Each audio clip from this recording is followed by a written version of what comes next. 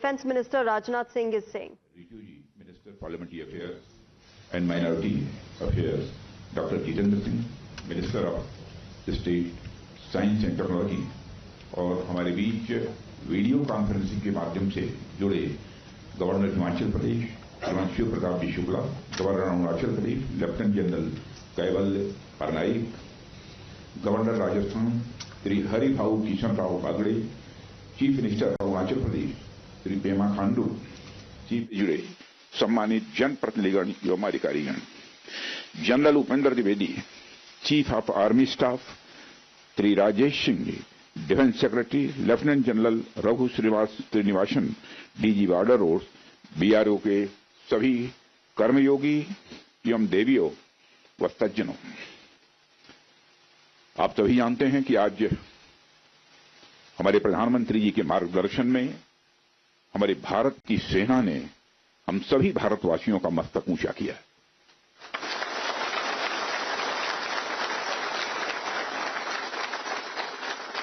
इसलिए मैं चाहता हूं कि एक बार अपने स्थान पर खड़े हो जाएं और मैं नारे लगाऊंगा।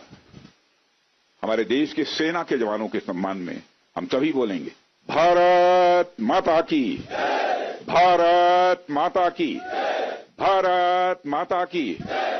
बहुत बहुत धन्यवाद। साथियों, जैसी कि आप सबको जानकारी है कि कल रात हमारी भारतीय सेनाओं ने अपने अद्भुत शौर्य और पराक्रम का परिचय देते हुए एक नया इतिहास रच दिया है। साथियों, भारत की सेना ने सटीकता, सतर्कता और संवेदनशीलता के साथ कार्रवाई की है।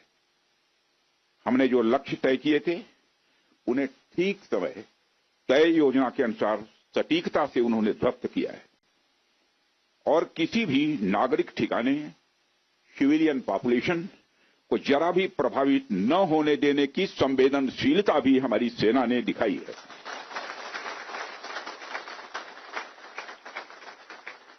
यानी एक तरीके से देखा जाए तो हम कह सकते हैं एक तरीके की सटीकता, सतर्कता और मानवीयता यह हमारी भारत की सेना के जवानों ने दिखाई है।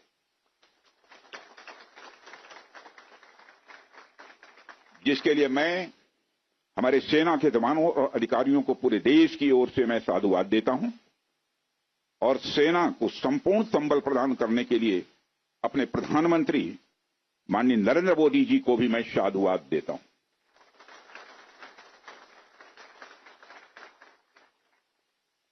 मित्रों, हमने हनुमान जी के उस आदर्श का पालन किया है जो उन्होंने अशोक वाटिका उजाड़ते समय किया था, जिन मोहि मारा तिन मोहि मारे। हमने केवल उन्हीं को मारा जिन्होंने हमारे मासूमों को मारा।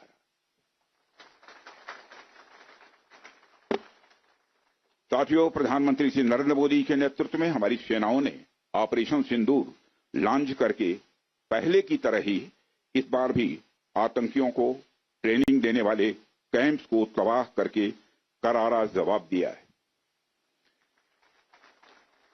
भारत ने अपनी सरजमी पर हुए हमले का जवाब देने के लिए अपने राइट टू रेस्पॉन्ड का इस्तेमाल किया है और हमारी यह कार्रवाई बेहद सोच समझकर सधे हुए तरीके से की गई है। आतंकियों के हौसले पस्त करने के उद्देश्य से यह कार्रवाई महज उनके कैंप्स और इंफ्रास्ट्रक्चर तक ही सीमित रखी गई है। मैं पुनः हमारे आर्म्ड फोर्सेस के शौर्य को मैं नमन करता हूं। साथियों, आज बॉर्डर रोड ऑर्गेनाइजेशन के 66वें फाउंडेशन डे पर आपके बीच उपस्थित होना मेरे लिए गौरव का विषय है और यह खुशी की बात है कि आज इस इंपॉर्टेंट डे पर बीआरओ द्वारा निर्मित 50 इंफ्रास्ट्रक्चर प्रोजेक्ट्स का उद्घाटन करने का अवसर भी हमें प्राप्त हो रहा है। मैं आप सभी का आभार व्यक्त करता हूं कि आपने मुझे यहां आमंत्रित किया है। साथियों, किसी भी संस्थान के लिए उसका फाउंडेशन डे यह बहुत ही महत्वपूर्ण हुआ करता है। वैसे भी 65 वर्षों की आपकी जो यात्रा रही है वो बेहद गौरवशाली रही है। इसलिए आज का दिन उस गौरवमयी यात्रा को याद करने का दिन है। इसके साथ साथ यह दिन ठहर कर सोचने का भी दिन होता है कि अपनी अब तक की यात्रा में हमने क्या क्या हासिल किया है, और यह हमारी अब तक की कार्य प्रणाली का विश्लेषण करने का भी यह दिन है। साथ ही यह एनालिसिस करने का भी दिन है कि भविष्य में हमारी राह क्या होनी चाहिए। साथियों, मैं देख पा रहा हूं कि वीडियो कॉन्फ्रेंसिंग के माध्यम से देश के अलग अलग क्षेत्रों से हमारे कई साथी जुड़े हुए हैं। अक्सर हम उद्घाटन के अवसर पर बड़ी बड़ी संस्थाओं का और बड़ी बड़ी एजेंसीज का नाम तो लेते हैं, परंतु ऐसे कई कर्मयोगी हैं जो पर्दे के पीछे रहकर काम करते हैं। इसी प्रोजेक्ट को पूरा करने में उनका योगदान भी बेहद महत्वपूर्ण होता है। इसलिए मुझे लगता है कि आज का दिन उनके योगदान को एक्नॉलेज करने और एप्रिशिएट करने का भी दिन है। साथियों, आज जम्मू कश्मीर, लद्दाख, सिक्किम, मिजोरम, अरुणाचल प्रदेश, पश्चिम बंगाल और राजस्थान में कई प्रोजेक्ट्स का उद्घाटन हुआ है। कहने को तो यह सारे फिजिकल इंफ्रास्ट्रक्चर हैं, लेकिन मैं इन्हें सिर्फ फिजिकल इंफ्रास्ट्रक्चर ही नहीं समझता। हमें जो सड़कें दिखती हैं, जो पुल दिखते हैं, वह सिर्फ दो स्थानों को जोड़ने वाले नहीं होते, बल्कि वह लोगों के दिलों को जोड़ने वाले होते हैं। इन प्रोजेक्ट से राष्ट्रीय सुरक्षा को तो मजबूती मिलती ही है, साथ ही साथ यह प्रोजेक्ट इन सभी रीजन्स को इकोनॉमिक प्रॉस्पेरिटी को भी बढ़ावा देते हैं। ये तमाम प्रोजेक्ट इन क्षेत्रों में ट्रांसपोर्टेशन, टूरिज्म और इकोनॉमिक एक्टिविटी को बढ़ावा देंगे, जिससे निश्चित रूप से यहाँ के निवासियों की आय में वृद्धि होगी, उनकी क्वालिटी ऑफ लाइफ में भी इंप्रूवमेंट होगा और इन क्षेत्रों में समृद्धि आएगी यानी प्रॉस्पेरिटी आएगी।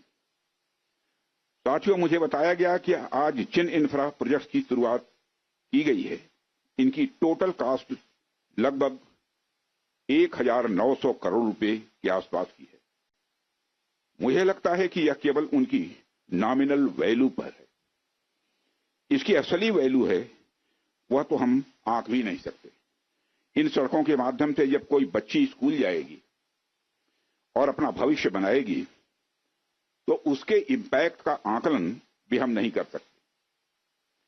इन ब्रिजेज के माध्यम से जब यहां एम्बुलेंसेज दौड़ेंगी और समय पर लोगों को इलाज होगा, उसकी वैल्यू को भी नहीं आंका जा सकता है।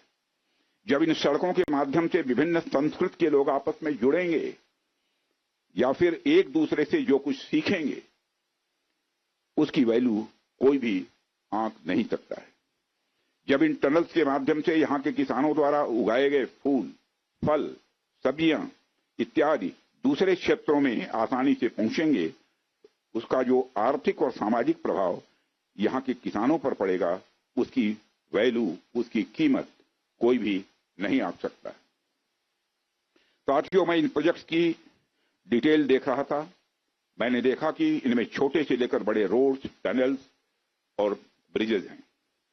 कुछ मीटर से लेकर सैकड़ों किलोमीटर तक इनकी लंबाई है। हालांकि उनकी लंबाई से कोई खास फर्क नहीं पड़ता है।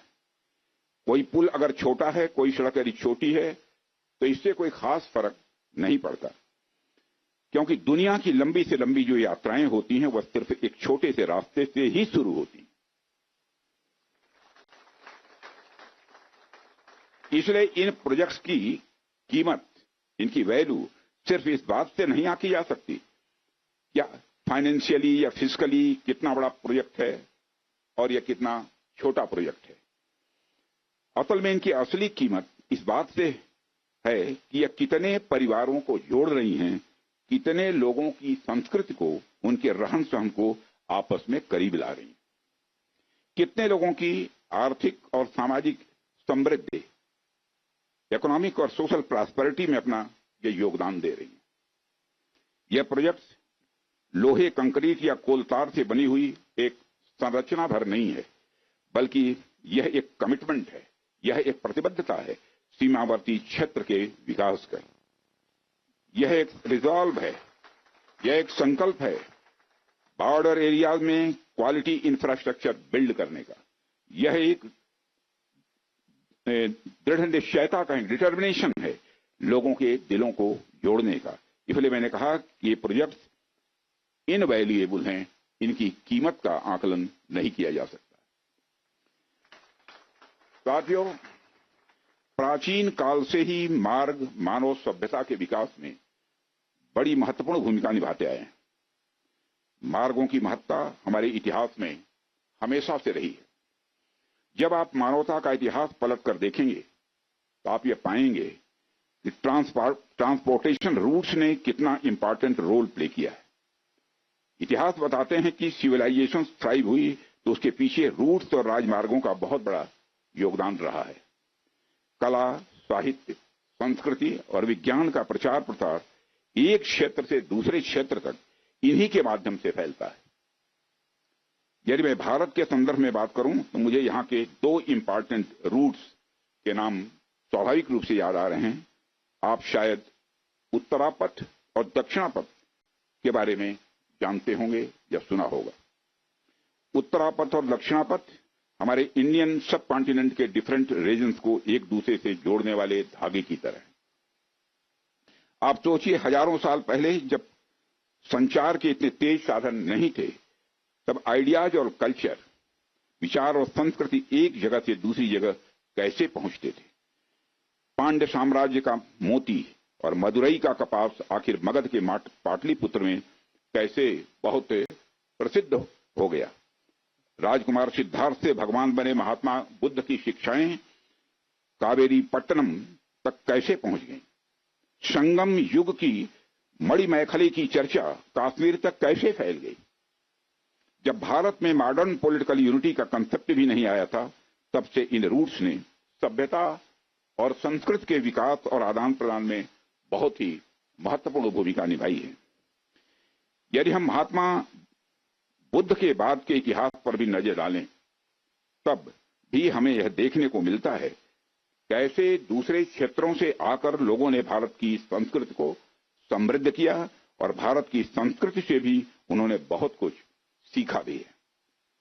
इन मार्गों का महत्व तब भी इतना ज्यादा था कि व्यापार के लिए समर्पित सड़कें बनाई जाती थी।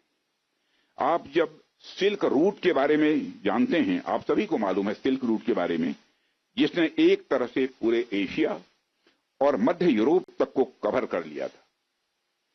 भारत से भी उस सिल्क रूट का एक बड़ा हिस्सा होकर गुजरता था, जिससे न सिर्फ सामान बल्कि संस्कृति और विचार का भी एक्सचेंज, आदान प्रदान यह होता था। एशिया और यूरोप के बीच कल्चरल एक्सचेंज, सांस्कृतिक आदान प्रदान में भी सिल्क रूट का बहुत बड़ा योगदान रहा है। साथियों, सिर्फ स्थलीय मार्ग का ही नहीं बल्कि जलीय मार्ग का भी ह्यूमन सिविलाइजेशन, मानव सभ्यता में एक बहुत बड़ा महत्व रहा है।